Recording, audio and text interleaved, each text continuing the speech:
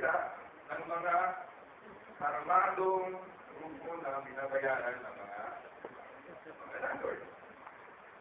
May nagbago ba? Nandiyan pa rin ang partido. Of course, sa panahon ni Marcos, may introduce yung sinasabi nilang crony capitalism. Yung kung sino yung malapit, mga nagkahani o yung ay may access sa mga negosyo at resources para sa ikaunlad ng kanilang mga negosyo. Ang yumayaman ay yung mga malalapit sa may kapangyarihan. So, may nagbago ba? 40 years ago, 30 years after, no? So, ngayon, hindi na masyado ginagamit. Sabi nila, corny na. Imperialismo, feudalismo, fascismo, bureaucrata kapitalismo, crony kapitalismo, ikaw mismo. So, ganun talaga yung mga issues na nagano ka sa aking Paul, noong 1985, di ba pinwento ko sa ako, nag-umpisa yung movement na parang tawag ng Youth Congress on Overview. At actually, surprise ako kasi bawat taon, bawat kongreso ay may listahan ng mga issues. So, halimbawa, randomly, 1988, ano yung mga issues?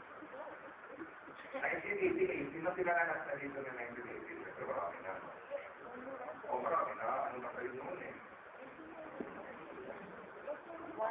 So yung pinanganak kayo, 1990 na. sabi ng mga issues ng araw ay foreign intervention and the presence of U.S. military bases, peace and order, inflation, agrarian reform and ecology, ito na mga paliwanag yan. At Filipino values. Yung 1991, ang sabi ng mga youth noong araw, bakit ito sa consultation from the parroquia, from the capilla to the parroquia to the diocese, Mindanao Sulu level. Ang mga issues nila ay morality, traditions and customs, ecological imbalance, human rights violations and injustices. Noong 1994, so, pero nandito po yung mga issues, according to the youth of Mindanao and Sulu. Pero siyempre, limitado ito ang SSPC lang. So, yun, narinig natin, mga exposing po yun. So, kailangan rin natin malaman yan sa kalabataan.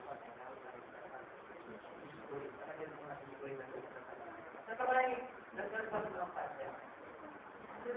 Claro, kasi kanina pa ako ng kanibigay pinaka-gender issues. Yung gender issues yung sapato. Lagi na yan siya. So, in all the problems, mention ni Sanoy, na lahat ang kawawa ang kapalayan. Diba? Sa farm, hindi yung kawawa, ang mga sugar cane, kasi sila yung mas kawawa. I-break down natin sa sugar cane. Sa ating market, for example, isa lang ang naging kabulagan. Ang iba, wala. Bakit ay? Walang, siguro ginusto lang natin